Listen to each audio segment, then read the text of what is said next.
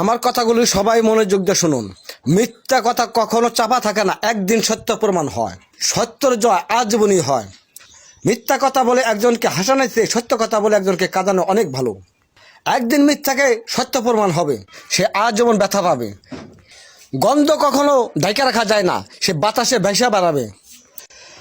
একটা খারাপ মানুষ যদি ভালো হয়, সে জীবনে খারাপ পথে না যাবে। তখন তার আল্লাহর ভয় অন্তরে থাকে, পাশের কথাগুলি মনে পড়ে, কি করছি, হাদিস কোরআনের কথা মনে পড়ে। এই কথা ভাইবে ভাইবে আল্লাহর কাছে কন্দন করে, দুই চোখের পানিতে তখন তার বুক যায় ভাইসে। তখন তার খারাপ জিনিসগুলো চোখের সামনে থেকে যায় দূর হইয়া। শুধু সে মরণকে ভয় করে। মরণকে ভয় করতে করতে সে তার জীবন পার হয়ে যায়, কিন্তু খারাপ পথে সে আর আগ্রহ তার থাকে না। আর ভালো মানুষ যখন খারাপ হয়ে যায়, তখন তার অন্তর থেকে খারাপ কাজ করতে করতে তার অন্তর থেকে আমল নামা ভালো যেগুলো আছে সমস্ত কিছু আল্লাহ উঠিয়ে, তখন তার খারাপ ছাড়া ভালো কোনো কর্মই তার চোখে কিছু দেখতে পারে না। ভালো কথা যদি কেউ তখন বুঝ দেয়, সমস্ত তার কাছে বিষের মতন লাগে, তার কাছে অতি কষ্ট হয়। যদি কেউ খারাপ পথে দেখায়, তখন তার কাছে মধুর মতন লাগে। কোনো বুঝি তখন তার কাজে আসবে না, সে আর জীবনও ভালো হবে না। শয়তান আল্লাহ পাকের কাছে ওয়াদা করেছে, আল্লাহ পাক আপনি এত জান্নাত বানান কিসের জন্য?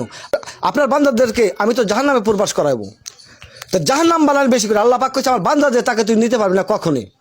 সে আল্লাহ পাকের কাছে শয়তান ওয়াদা করেছে, যখন একটা মানুষ শয়তানকে ধোঁকা দেয় এবং খারাপ পথে নেয়, তখন খারাপ পথে নেয় জাহান্নামে পৌঁছে দেয়।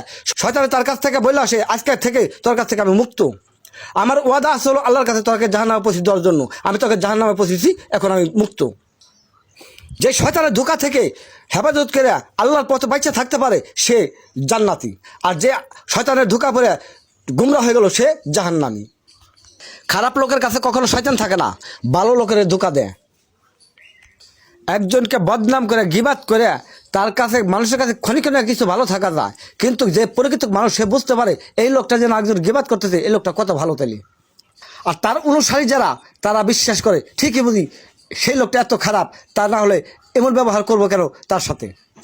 প্রকৃত যে গিবাত গায় আরেকজনের, সে প্রকৃত লোক ভালো না। যদি ভালো যদি হইতো, তাহলে আরেকজনের গিবাত অন্যজনের কাছে সে কোনো দূর হইতো না। অন্যজনের গিবাত গেয়ে ক্ষণিকের নিকে ভালো থাকতে পারে, কিন্তু চিরকালের জন্য নয়।